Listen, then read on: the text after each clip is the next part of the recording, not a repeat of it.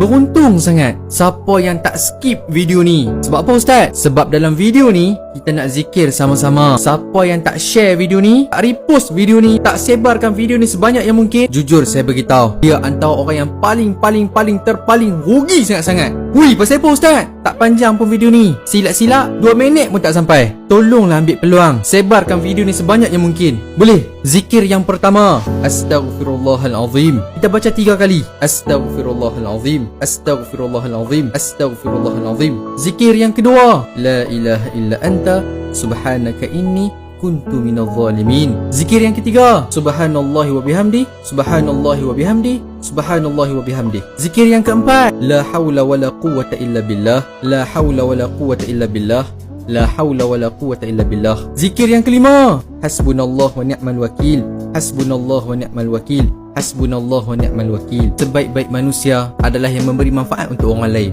Okay, semua kita jumpa lagi. Assalamualaikum. Bye bye. Share banyak-banyak.